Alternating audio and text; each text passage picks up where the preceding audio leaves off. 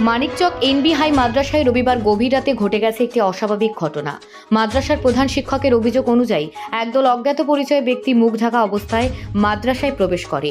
নৈশ প্রহরীকে একটি ঘরে রেখে তারা অফিসের ঘরে তালা ভেঙে ভেতরে প্রবেশ করে।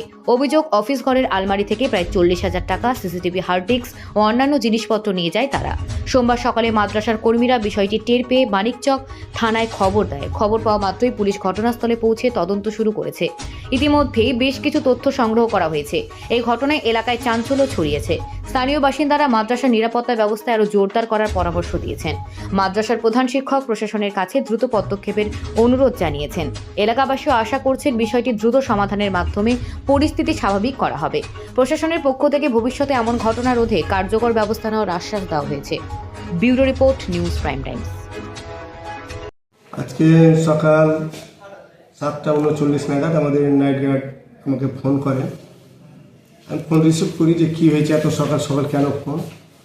তিনি আমাকে বলেন যে মাস্টারমশাই আজকে অনেক বড় অঘটন ঘটে গিয়েছে। মানে কেমন অঘটন?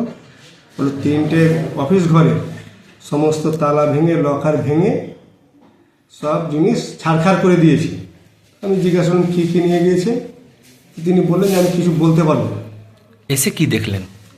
এসে আমি প্রথমেই দেখলাম হার্ড ডিস্কটা নেই, এখানে মাইক্রোফোনের যে স্ট্যান্ডটা সেটা নেই, ভেঙে পড়ে আছে।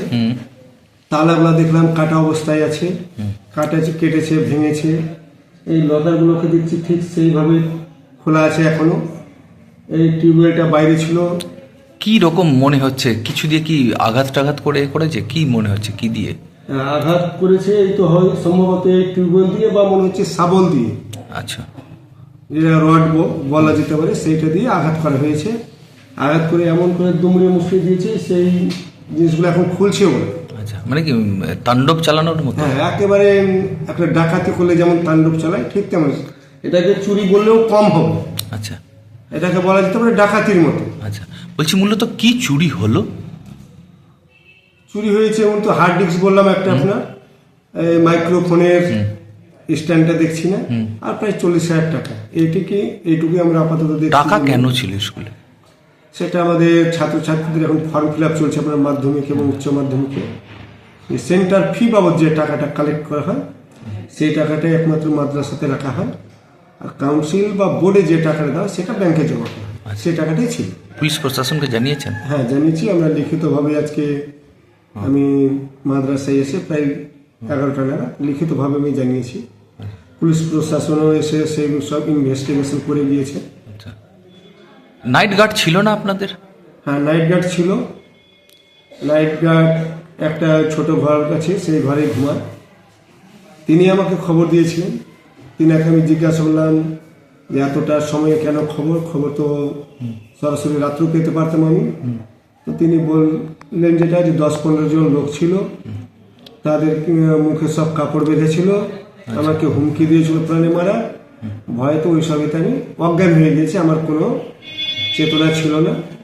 পরে যখন আমার স্ত্রী এসে বাড়ি মাদ্রাসার পিছন দিক থেকে ডাক দেয় আমাকে যে এত বেলা হয়ে গেছে তারপর কেন উঠছেন না, তখন আমার ঘুম ভেঙেছে। আচ্ছা, ঘুম ভাঙার পরে আপনাকে জানিয়েছি, এই কথাই আমাকে তিনি বললেন। কি মনে হচ্ছে কি উদ্দেশ্যে এরকম হলো আপনাদের স্কুলে? উদ্দেশ্য তো আমিও এখন বুঝতে পারছি না যে কি হয়েছে। তবে আপাতত মনে হচ্ছে যেটা হয়তো টাকা পয়সাকেই, টাকাটাই উল্লেখ করেছেন, যে হয়তো বা ফর্ম ফিল আপ চলছে, হয়তো মোটা অঙ্কের একটা টাকা থাকবে, সেটাই ভেবেছিল। আপনার নাম বলবেন কি? আমার নাম মোমিনুল হোসেন। প্লাস স্কুল চলাকালীন ছাত্রছাত্রীরা যদি মোবাইল নিয়ে আসে, তাদের মোবাইল সিজ করা হয়। আচ্ছা, তাদের গার্জেন ডেকে অনেক সময় দিয়ে দেওয়া হয়, অনেক সময় 4 মাস 5 মাস ধরে রাখা হয়। তো তিনারা হয়তো সেটাও ভেবেছিলেন যে হয়তো 15-20টা মোবাইল হতে পারে। আচ্ছা, কটা মোবাইল চুরি হলো? কটা মোবাইল? মোবাইল 2টো ছোট মোবাইল চুরি হয়েছে, একটা ব্লুটুথ। আচ্ছা, অভিযোগ করেছেন? হ্যাঁ, করেছি। আমি লিখিতভাবে অভিযোগ করেছি। আপনার নাম বলবেন কি দায়িত্ব রয়েছে? আমার নাম মোমিনুল হোসেন। আচ্ছা, কি দায়িত্বে রয়েছে? আমি ভারপ্রাপ্ত প্রধান শিক্ষক।